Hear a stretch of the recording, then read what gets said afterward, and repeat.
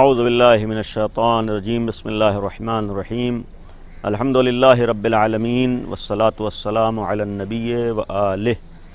دین سے آشنا ہونے کے لیے آپ کے سامنے اصول دین کے حوالے سے کچھ باتیں بیان ہوں گی۔ ہمارے مخاطب بالخصوص ہمارے بچے اور نوجوان ہیں، لہذا مختصر وقت میں ان مختصر کلاسز میں دین اور اصول دین کوشش ہوگی کسی حد تک آپ کے سامنے بعض ایسی باتیں بیان ہو سکیں جو ہمارے لیے ضروری ہیں۔ ابتدائی میں آج پہلا درس ہے، گزارش ہے کہ ہم توجہ سے سنیں، غور سے سنیں، محفوظ کریں، اور اگر ممکن ہو بعض مطالب جو ہمارے لیے مفید اور ضروری ہوتے ہیں ان مطالب کو اور ان باتوں کو لکھتے رہیں کہ ہمارے آئندہ بھی کام آنے والی ہیں۔ دین کا سیکھنا ہمارے اوپر ضروری ہے، دین کا جاننا ہمارے لازم ہے، اور بہت سی روایات میں جو علم کے حاصل کرنے کی تاکید ہوئی ہے، ضروری قرار دیا گیا ہے، اس علم سے مراد علم دین ہے۔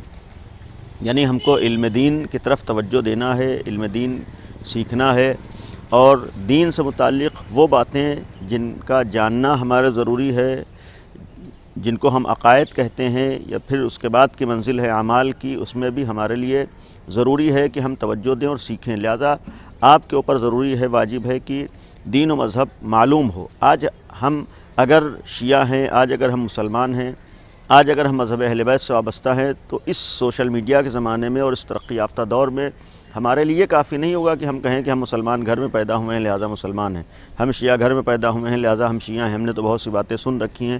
نہیں، صرف سن رکھنا بعض باتوں کا کافی نہیں، بلکہ کوشش ہونا چاہیے آج زیادہ سے زیادہ باتیں ہمیں معلوم ہوں، اور جب بہترین وسائل اور بہترین ذرائع ہمارے پاس موجود ہیں، الحمدللہ علماء موجود ہیں، مختلف چینلز ہیں، مختلف دوسرے ذرائع ہیں، اس ذریعے سے ہم اپنے مذہب اور اپنے دین کو حاصل کریں، اپنے مذہب اور اپنے دین کو سیکھیں، تاکہ ایک ایسے دیندار ہوں اور ایسے مذہب سے وابستہ فرد ہوں جو اپنے دین کو جانتا ہے۔ آج اگر ہم دعوے دار ہیں کہ ہمارا مذہب بہت اچھا ہے، تو صرف دعویٰ کر دینا کافی نہیں ہے، بلکہ ضروری ہے کہ ہم کو اپنے مذہب کے بارے میں معلومات بھی ہو، اور معلومات اس وقت تک نہیں ہو سکتی ہے جب تک ہم کوشش نہ کریں۔ لہذا ہم سب کا فریضہ ہے کہ دین کو سیکھیں۔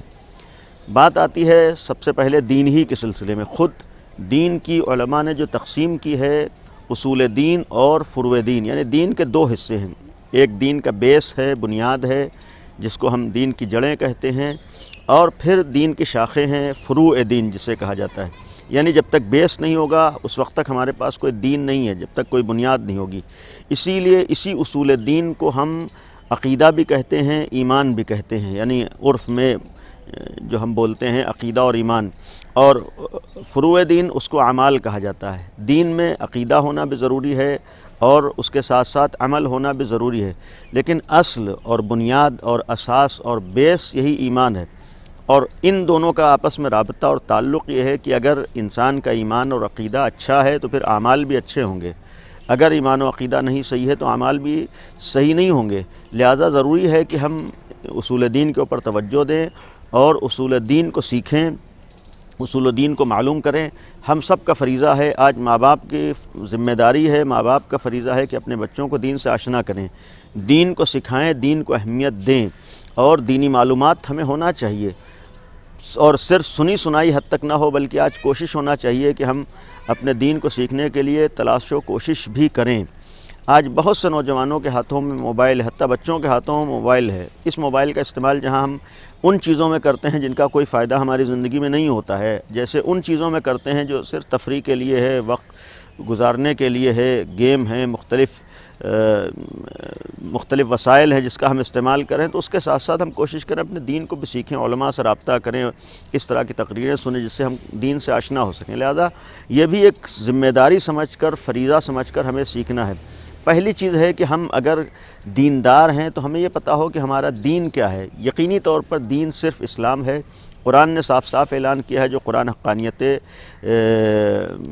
پیغمبر کا بھی اعلان کر رہی ہے، دین کا بھی اعلان کر رہی ہے، اور خود ایک کتاب حق ہے۔ اس کتاب میں کہا گیا ہے کہ ان الدین عند اللہ الاسلام، اللہ کے نزدیک دین صرف اسلام ہے، اور صاف صاف کہا ومن یبتغی غیر الاسلام دینا فلن یقبل منہ، کہ اللہ اسلام کے علاوہ کسی دوسرے دین کو قبول نہیں کرے گا۔ جو بھی اللہ کے پاس کوئی دین لے کر جائے گا تو جو دین اللہ کے ہاں قابل قبول ہے وہ اسلام ہے۔ تو جب دین اسلام ہے تو اس دین اسلام کے بارے میں ہمیں معلومات ہونا چاہیے۔ میں آپ کے سامنے مذہب اہل بیت اور شیعت کے نقطہ نظر سے گفتگو کر رہا ہوں کہ ہمارے ہاں دین کیا ہے۔ اگر آئیے گفتگو کرتے ہیں، آج اصول دین سے ہم شروع کر رہے ہیں۔ اصول دین میں سب سے پہلی چیز ہمارے ہاں توحید ہے، اور توحید میں اگرچہ ہم لوگ اصول دین میں 5 اصول دین بیان کرتے ہیں، پہلے توحید، دوسرے عدل، تیسرے نبوت، چوتھے امامت، پانچویں قیامت، یہ ہم لوگ اصول دین کہتے ہیں۔ لیکن توجہ دینا چاہیے، غور کرنا چاہیے کہ ہم شیعوں کے ہاں مذہب اہل میں اصول دین صرف ایک ہے، وہ توحید ہے۔ اسی توحید کا لازمہ عدالت ہے، اسی توحید و عدالت کا لازمہ نبوت ہے، اسی توحید و عدالت و نبوت کا لازمہ امامت ہے، اور اسی نبوت و توحید و عدالت و نبوت و امامت کا لازمہ قیامت ہے۔ یعنی اصل ساری چیزیں توحید کی طرف پلٹتی ہیں۔ گویا توحید اسی وقت مکمل ہوگی جب ہم عدالت کا اقرار کریں گے، توحید اسی وقت مکمل ہوگی جب ہم نبوت کا اقرار کریں گے، توحید اسی وقت مکمل ہوگی جب ہم امامت کا اقرار کریں گے، توحید ہماری اسی وقت مکمل ہوگی جب ہم معاد اور قیامت کا اقرار کریں گے۔ یعنی یہ بقیہ چیزیں توحید سے الگ نہیں ہیں، توحید کی تکمیل انہی چیزوں پر ہوتی ہے۔ توحید اسی وقت مکمل ہوتی ہے جب یہ ساری چیزیں ہم مان رہے ہیں۔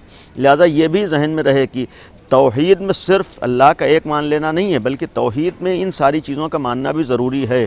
ہم موحد اسی وقت کہلائیں گے کہ جب ان ساری چیزوں کا اقرار کر رہے ہیں۔